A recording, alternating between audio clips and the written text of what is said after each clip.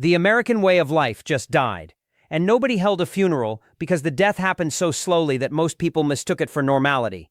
It died in the insurance renewal that doubled, in the grocery receipt that no longer fits on one page, in the apartment your daughter cannot afford in the city where she works, in the retirement your father was promised that evaporated into a number on a screen that shrinks every quarter, in the road you drive on that has not been repaved since the year you graduated high school, in the water in Jackson, Mississippi that still has lead in it, in the Whopper that cost $1.54 in 1986 and costs $7.89 today, while the minimum wage in 1986 was $3.35 and is $7.25 in 2026, 40 years later, roughly doubled, while the Whopper quintupled. The American way of life was not assassinated. It was bled, dollar by dollar, bill by bill, renewal by renewal, until the thing that your grandparents called normal became something your children call impossible. And the death certificate has already been written, not by me, by the researchers and the economists and the analysts who measured it and published the findings, and nobody read them because the findings were too uncomfortable to put on television. Researchers built an index to measure the minimum cost of a dignified life in America and found that the bottom 60% of households cannot afford it, and the index has doubled since 2001, while wages went up 11%, and if you cannot see the death of the American way of life in those two numbers, you are not looking. The Ludwig Institute for Shared Economic Prosperity, LISP, built something that the federal government has never built and will never build because building it would require admitting what the GDP is designed to hide. They built a minimal quality of life index, not a luxury index, not a comfort index, a minimal quality of life index, the floor, the lowest level at which a person can be said to be living a dignified life in the United States rather than merely surviving.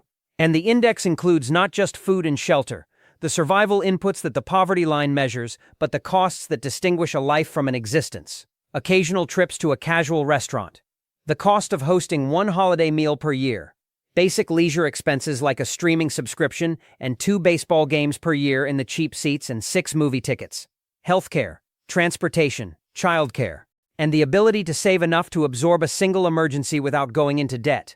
That is what the index measures. The minimum, not the dream, not the aspiration, the minimum. And LISP found that the bottom 60% of American households by income fall well short of the threshold. 60%. That is approximately 200 million people living below the minimal quality of life in the wealthiest country in the history of civilization. And the index has doubled since 2001. Doubled in 24 years. The cost of the minimum dignified life increased by 100%, and wages during the same period increased by 11%. 11. The cost doubled, the pay went up 11%, and the median worker's spending power actually decreased by 4% over the same period because the 11% wage increase did not keep pace with the real cost increases in the categories that matter most: housing, healthcare, food, and childcare. You are earning more in nominal dollars and buying less with them. And the LISP chair Gene Ludwig told CBS the sentence that names the death. He said the middle class has been declining and we just have not recognized it fully. And then he said it is really dangerous because it is the kind of thing that leads to social unrest. And then he said the American dream is not that it is given to you, it is that if you work hard, you have a chance to get ahead. It is not living in a tent, not having to steal. That is the chair of a major economic research institute, telling you that the floor of the American dream is now defined as not living in a tent and not having to steal. That is where the floor is. And 60% of the population is below it. And for a household consisting of a couple with one child, the minimal quality of life now costs $100,000 annually. $100,000 per year. For the minimum, not the dream, not the house with the yard and the 2 cars and the retirement account and the family vacation. The minimum, the restaurant once a month, the baseball game twice a year, the ability to host Thanksgiving without going into debt. $100,000, and the median household income is approximately $80,000. Which means the median American household cannot afford the minimum quality of life that the index defines, the median, not the bottom quintile. The median, the middle of the distribution. The person who is doing exactly as well as the average American is supposed to do is $20,000 per year, short of the minimum. And the gap is widening because the index increased at the fastest single-year pace ever recorded in 2023 and has continued climbing in 2024, 2025, and 2026. The American way of life was defined by the middle class, and the middle class was defined by the ability to afford a dignified life through work, and the cost of that life has now exceeded the income that work provides. The definition has been broken, and when the definition of a way of life can no longer be met by the majority of the people who are supposed to be living it, the way of life is dead, not dying. Dead. The numbers confirm it, the index confirms it, and the 200 million people living below the minimum confirm it every time they choose between the electric bill and the grocery bill, and the prescription and the car repair, and the thing their child needs for school. They are not struggling inside the American way of life. They are surviving outside of it, and the way of life they were promised does not exist anymore. It has been replaced by a calculation that does not balance, and the calculation is the death certificate. What your parents called a normal middle-class life now requires an income that your parents would have called wealthy, and the repricing happened so gradually that nobody noticed until the math became impossible, and now it is impossible and nobody will say it out loud. New Trader U published an analysis in January 2026 that opens with a sentence so blunt it reads like a slap. It said what previous generations considered standard middle-class living now requires income levels that would have been considered wealthy just decades ago. Wealthy, not comfortable, not upper middle, wealthy. The life your parents lived on a single income in 1985, the 3-bedroom house, the used car that ran, the public school that taught, the doctor you could afford, the grocery bill that did not require a calculator, the vacation once a year to a place you could drive to, the retirement that was not a fantasy, that life now requires an income that would have placed your parents in the top 10% of earners in their era, and they were not in the top 10%, they were in the middle. The middle is gone. And the analysis documented the repricing with a specificity that dismantles every politician's claim that the economy is working. Home prices have surged 45% since 2020. The income required to purchase a single-family home has doubled since 2019. Doubled in 6 years. A home buyer now needs to earn $121,400 annually to afford a typical home. The average American earns approximately $84,000. The gap between what you earn and what a home costs is $37,400 per year. And in every single one of 160 U.S. metro areas studied, at least 20% of middle-class earners cannot afford to live in their own communities after adjusting for local income ranges and price variations. Every metro, every one. There is no city in the country where the middle class is fully intact, and the geographic absurdity is the detail that proves the death. In Arlington, Virginia, the upper threshold of middle-class income now exceeds $280,000. $280,000 per year to be considered middle class. In a suburb of the nation's capital. Your grandparents would have called that rich. The economy calls it the top of middle. And in Detroit, the range is $25,000 to $76,000. Same country, same label, same supposed way of life. But the Arlington middle class earns $280,000, and the Detroit middle class earns $50,000, and neither one can afford what middle class used to mean because the cost of the life attached to the label has been repriced beyond what the label's income supports. And childcare has become the invisible destroyer. Approximately 446,000 middle-class families are pushed into a lower income bracket each year solely by childcare costs. 446,000 families per year falling out of the middle class, not because they lost a job, not because they made a bad investment, because they had a child. And the child costs $20,000 per year to care for while both parents work, and the $20,000 is the difference between middle class and lower class.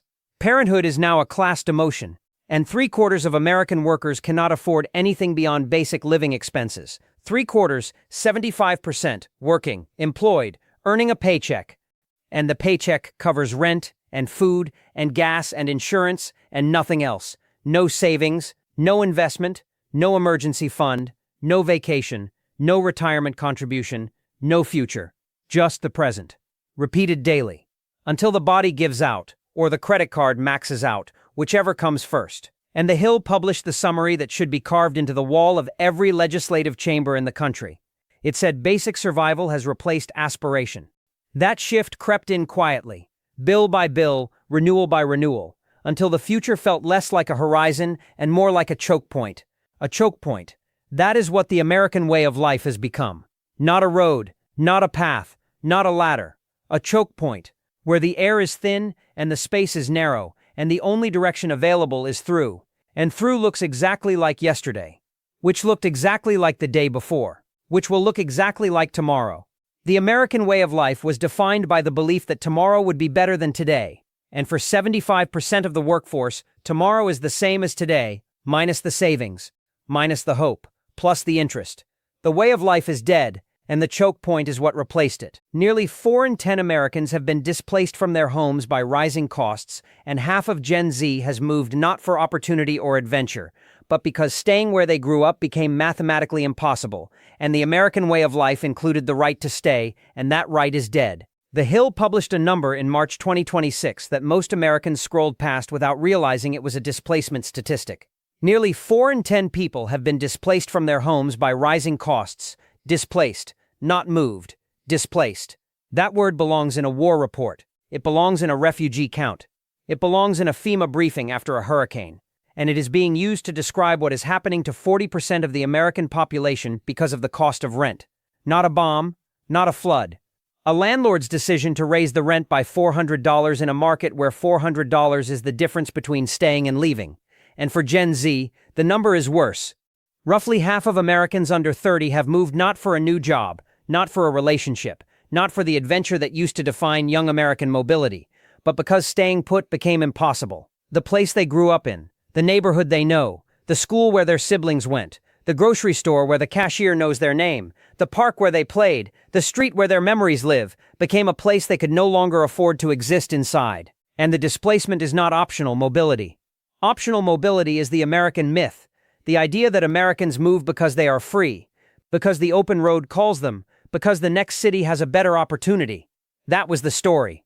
And the story was partly true for decades. Americans moved more than any other population on Earth, and the moving was a source of pride. We are not stuck. We are not rooted by obligation. We choose where we live, and the choosing was the freedom, and the freedom is dead. Because the moving in 2026 is not choosing, it is fleeing. Fleeing a rent increase. Fleeing an insurance premium, fleeing a property tax reassessment, fleeing a neighborhood that gentrified around you while your income stayed flat. And 2/3 of young Americans no longer believe they will ever afford to live where they want, not where they dream of living, where they want. The distinction matters. They are not talking about a penthouse in Manhattan. They are talking about a 1-bedroom in the city where their job is, a studio near the hospital where they work, a shared apartment within commuting distance of the office they report to 5 days a week. They have adjusted their expectations downward, not out of humility, the Hill reported, but exhaustion. Exhaustion. The American way of life was supposed to reward ambition. It is now punishing it. The person who goes to college, takes the internship, gets the job, and works 50 hours a week in a major metro cannot afford to live in the metro, where the job exists. And the person who stays in the small town where the cost of living is lower cannot find the job because the jobs left the small town in 1998 when the factory closed and moved to Shenzhen. There is no version of the geography that works anymore. The expensive places have the jobs but not the housing. The affordable places have the housing but not the jobs. And the person in the middle, the person who was supposed to be the American way of life, is commuting 90 minutes each way from the affordable place to the expensive place. Spending $400 per month on gas at $4.55 per gallon, destroying their car on infrastructure graded C-, arriving at a job that pays enough to cover the commute but not enough to move closer, and doing it again tomorrow, and the day after, and the day after that. Until the car breaks and the repair costs more than the savings and the credit card absorbs the repair at 23.79%, and the balance joins the $1.252 trillion that 111 million Americans cannot pay. The American way of life included the right to stay, to live where you grew up, to raise your children in the town that raised you. And that right has been priced out of existence, and 40% have already been displaced. And the rest are doing the math, and the math says you are next. The promise that you would work for 40 years and then rest is the most expensive lie ever told to the American worker, because Social Security runs out in 2033, and pensions are gone, and the 401k was always a gamble. Dressed as a plan, and the retirement you were promised does not exist. Your grandparents retired. That sentence is becoming a historical fact rather than a personal memory. Your grandparents worked at a company for 30 or 40 years. The company provided a pension. The pension paid a defined monthly benefit for the rest of their lives. Social Security supplemented it. Medicare covered the health care. And they sat on the porch and drank coffee and watched the grandchildren play, and the retirement was the reward for the decades of labor. That was the American way of life. Work hard, be loyal, and at the end, rest. And the rest was guaranteed, not by faith, by contract. The pension was a legally binding obligation. The employer owed you a monthly check until you died. And the system worked because the ratio of workers to retirees was 16 to 1 in 1950. 16 workers paying into the system for every one person drawing from it. By 2025, the ratio has fallen to approximately 2.8 to 1. And the Social Security trustees have projected that the combined trust funds will be depleted by 2033, 7 years from now. And when the trust funds are depleted, benefits will automatically be cut by approximately 21 to 23% unless Congress acts. And Congress has 7% confidence and has raised the debt ceiling 78 times without ever addressing the structural deficit that is draining the trust fund.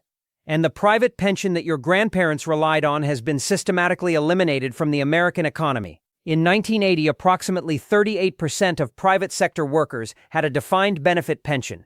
By 2024, that number had fallen below 15%. And the pensions that remain are concentrated in government and unionized sectors that represent a shrinking share of total employment. The pension was replaced by the 401k, and the 401k was sold to the American worker as freedom. You control your retirement. You choose your investments. You are not dependent on the company.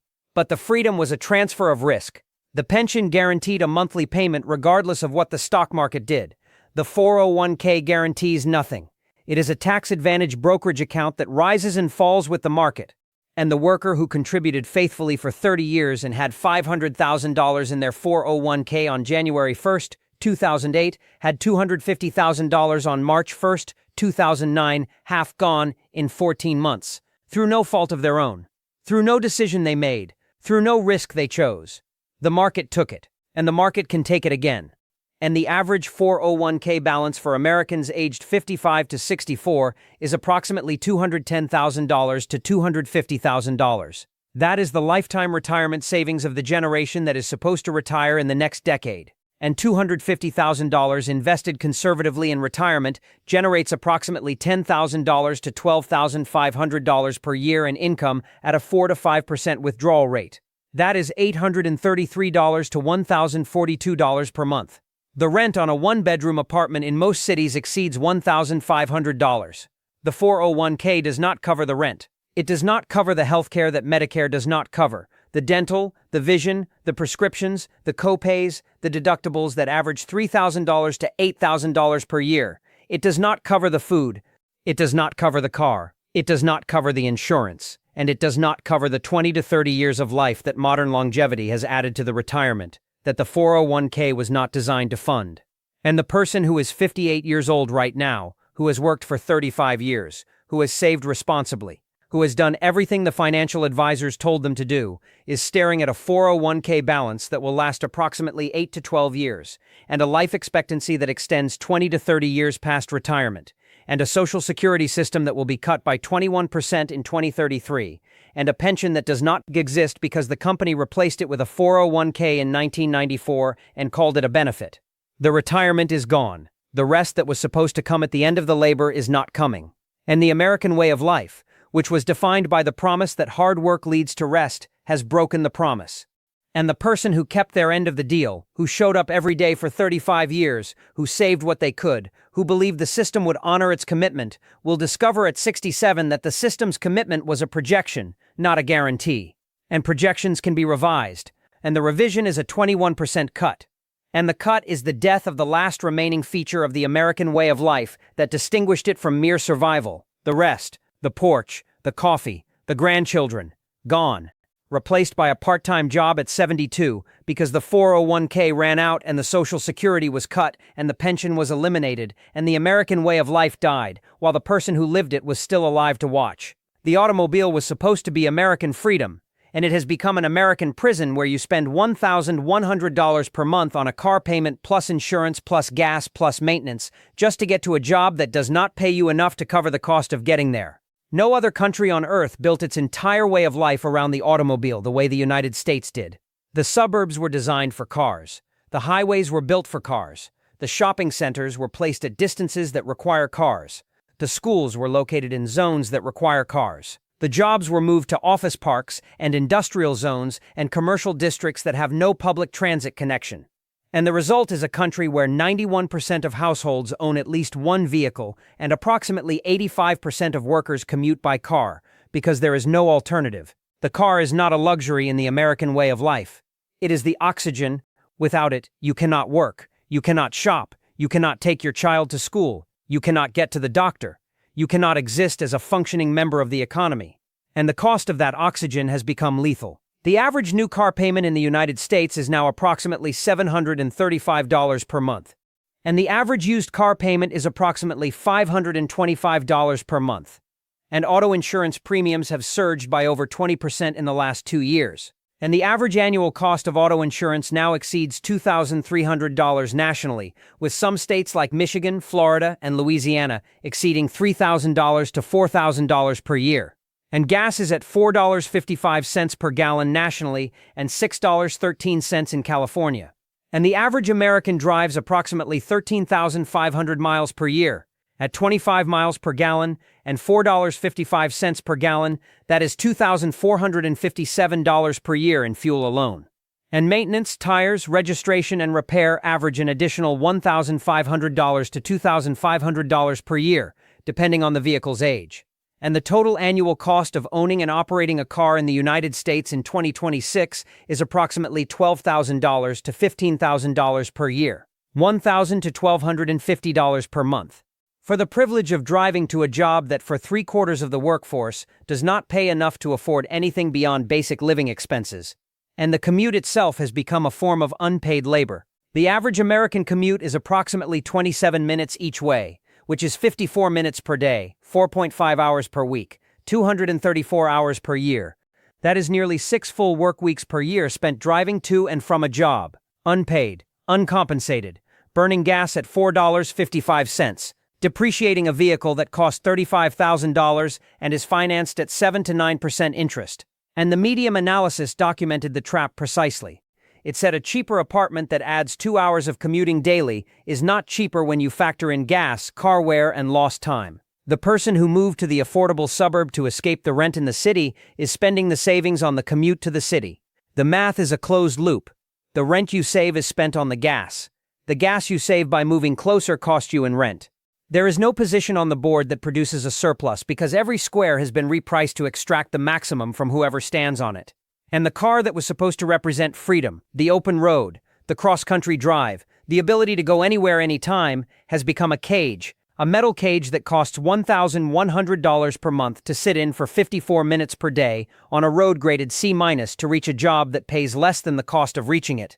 And 7.1 million Americans are 90 or more days delinquent on their auto loans. 7 million, 3 months behind, on the payment for the vehicle they need to get to the job that is supposed to make the payment. And when the vehicle is repossessed, the job is lost. And when the job is lost, the rent is lost. And when the rent is lost, the person becomes one of the 771,000. And the path from employed homeowner to homeless person runs directly through the car payment that was supposed to be the vehicle of the American way of life.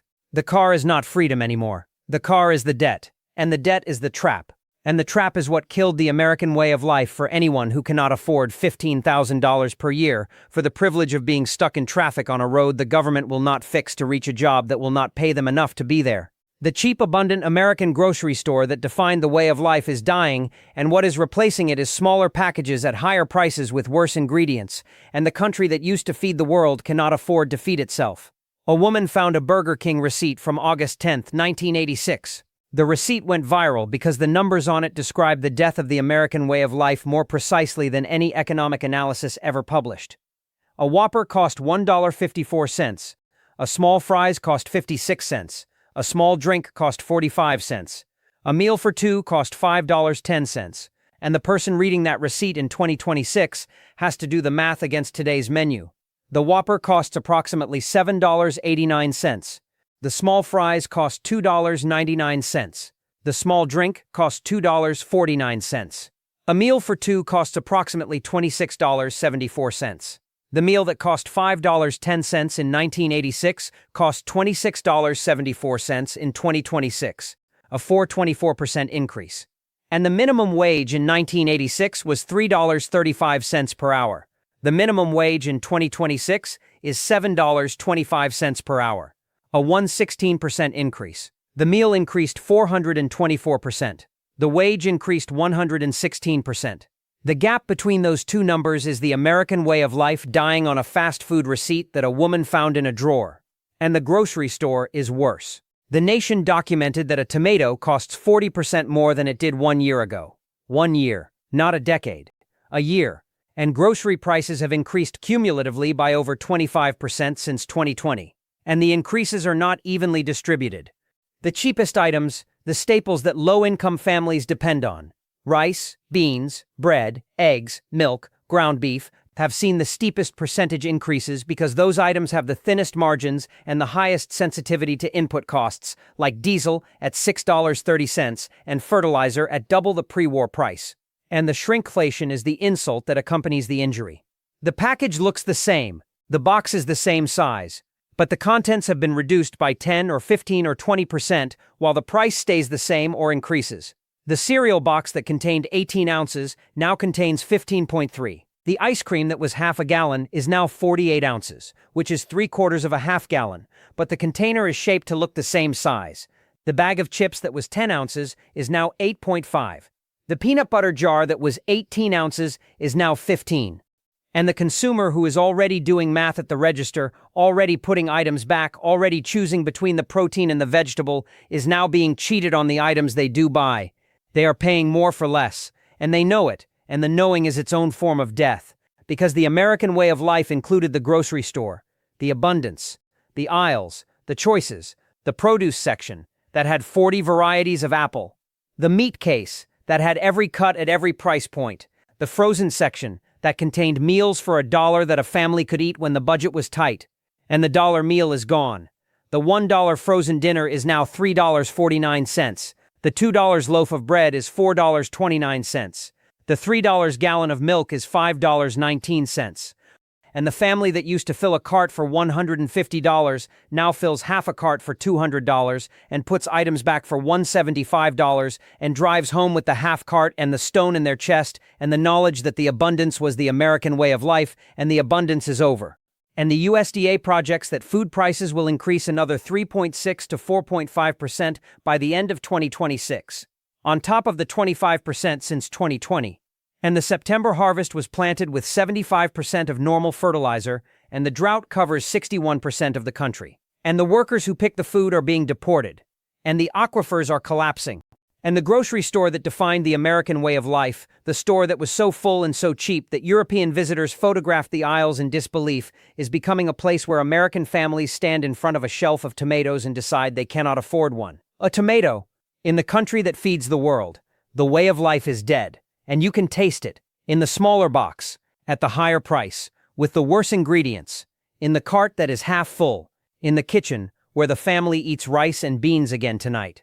Not because they chose to, because the choice was made for them, by a system that repriced the American way of life until the life could no longer be lived by the people it was named after. In no other wealthy country on earth does getting sick mean going broke. And the fact that Americans accept this as normal is the clearest evidence that the way of life died so slowly they forgot what normal was supposed to look like.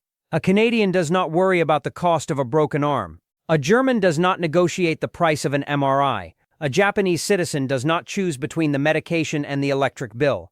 A British citizen does not receive a bill after childbirth. An Australian does not go bankrupt because their child got leukemia. Only in America. Only in the country that spends more on healthcare per capita than any nation in the history of civilization does the act of getting sick carry the additional punishment of financial destruction. And the American way of life included the assumption that you could get sick and survive both the illness and the bill. That assumption is dead. 100 million Americans carry medical debt. The American Journal of Public Health found that 66.5% of all personal bankruptcies in the United States are attributable to medical costs.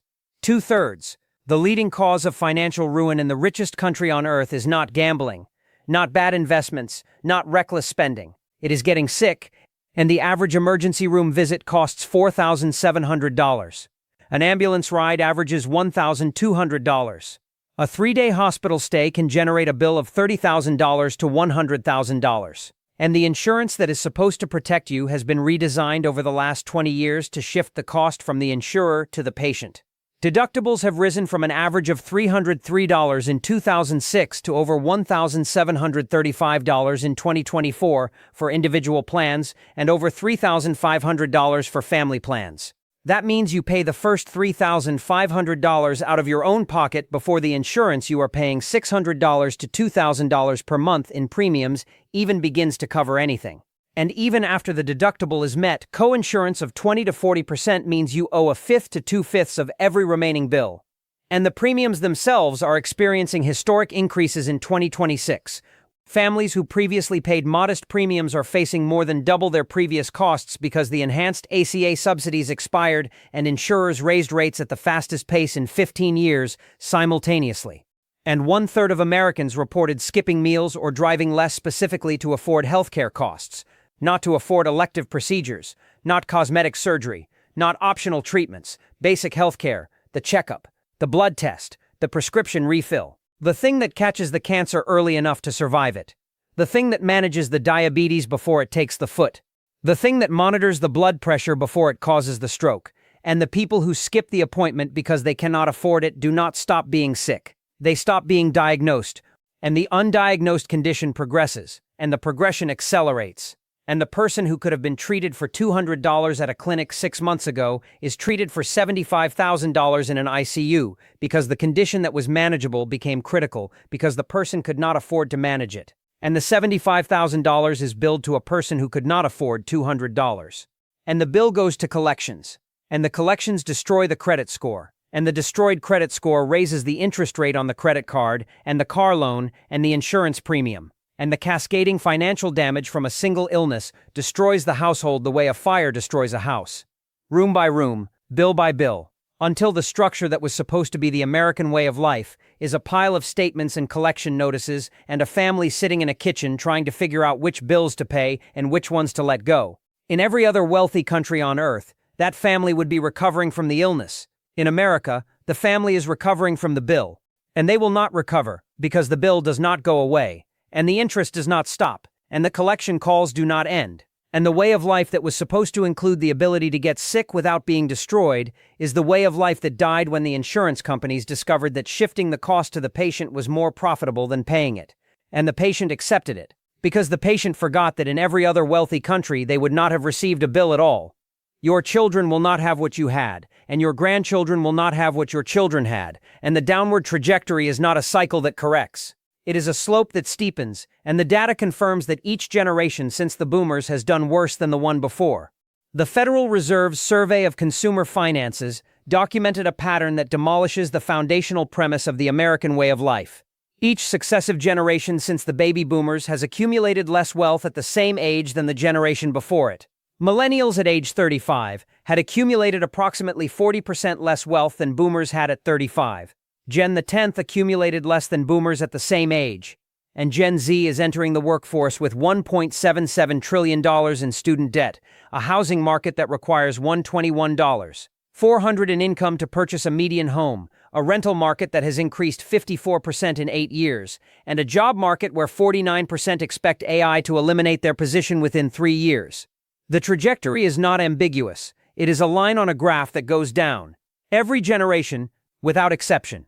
Since the peak, and the Edelman Trust Barometer found that only 21% of Americans believe the next generation will be better off. 21%. And the number dropped 9 points in a single year. The belief that your children will have a better life than you did was the defining feature of the American way of life. It was the reason people worked, the reason they sacrificed, the reason they accepted the commute and the job they did not love, and the budget that was always tight, because the tightness was temporary, because the sacrifice was an investment, because the child would go further, and the belief is gone, not declining. Gone. At 21%, the belief that the next generation will be better off is a fringe position held by approximately the same percentage of people who believe the earth is flat. It is no longer a mainstream expectation, it is a delusion. And the data supports the disbelief because the data describes a structural downward mobility that no amount of individual effort can overcome. The cost of the 3 pillars of the American way of life, housing, healthcare, and education, has increased at rates that are multiples of wage growth. Housing up 60% since 2019, while wages grew 20%. healthcare spending at $4.5 trillion per year, producing declining life expectancy, education costs requiring $1.77 trillion in debt that cannot be discharged in bankruptcy. And the jobs that are supposed to generate the income that covers these costs are being automated, offshored, gigified, and AIified at a pace that the workforce cannot adapt to. And the child who is born today will inherit a country with $39 trillion in debt, a dollar at a 30-year reserve low, infrastructure graded C-, aquifers approaching depletion, a climate that is producing the hottest summers on record, a political system at 7% confidence, and a social fabric that the Surgeon General has declared an epidemic of loneliness. That is the inheritance. That is what the next generation receives. Not the house with the yard and the pension and the Sunday dinner and the neighborhood where everyone knew your name. A debt, a drought, a dying dollar, a broken road, an empty aquifer, a lonely apartment, and a phone that numbs the pain of living inside the inheritance at the cost of 96 dopamine hits per day that prevent the person from feeling the inheritance clearly enough to reject it. The American way of life promised that each generation would do better. The promise has been broken for 3 consecutive generations, and the 4th generation, Gen Alpha, is growing up inside the wreckage without any memory of what the promise looked like when it was kept. They will not miss the way of life because they never knew it, and a way of life that the youngest generation has never experienced and the oldest generation can no longer afford is not a way of life, it is a memory, and the memory is fading, and the fading is the death.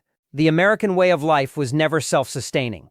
It was funded by 3 things that are all ending at the same time: cheap energy, cheap credit, and imperial privilege. And when all 3 end simultaneously, what remains is not a way of life but a bill that nobody can pay. The American way of life was not built on hard work, that was the mythology. The way of life was built on 3 structural subsidies that made the lifestyle mathematically possible and that are now ending simultaneously.